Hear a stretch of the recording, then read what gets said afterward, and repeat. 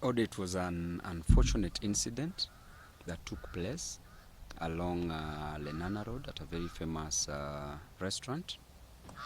May not mention the name of the restaurant for the purpose of the clientele. And you know the restaurant, of course. So yesterday at around 3:30 p.m., I received a call from a friend of mine, a man of God, a clergyman, and he said that he wanted to see me. So we set up a meeting at the said restaurant. Then I drove straight to that place, to the restaurant. I was alone because I'd given my security officers off, time to spend with their family members during this festive season. And reaching there, of course, I met with the man of God. We shared. We met only for around 15 to 20 minutes. Then, because recently I'd had some issues with myself because I underwent some medical procedure, so I was just going back home. When I stood up, there was a table next to ours that there were several people who sat by that table, including Mheshimiwa Robert Alai. And I opted to say hi to them as a leader.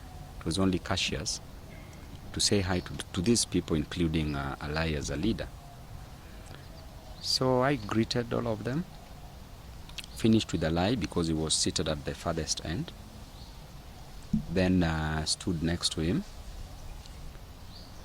And before I left, there's one of them who said that, you know, Babu, you will be a governor of Nairobi. Then Alai became mad. And from that point, he stood up, pushed me, saying, you cannot be a governor of Nairobi. You sent people to attack my wife on social media. Then immediately, he removed a gun, cocked the pistol, came straight, hit me with the pistol on my chest, then moved back. Then I just stood. Then a short time, punched me on my right jaw. Still stood looking at him. Then there was a police officer. He was seated with several DCI officers. One of the DCI officers went and took the gun from him. By this time I'd done nothing, but I wanted to understand what problem there was between me and Mheshimiwa Alai, because Mheshimiwa has been attacking me way from the university.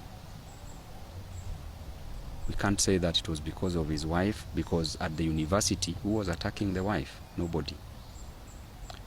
So I told Alai to sit down after all this scuffle, and he sat down. Then one of the DCI officers also sat in between us. Then I asked Alai to explain to me what wrong I'd done to him and to apologize for what he did. Upon hearing the issue of apology, he said, you know, I can kill you. After a few seconds, there was a bottle of water on the table, took it, splashed it on me. Then I stood up and just went.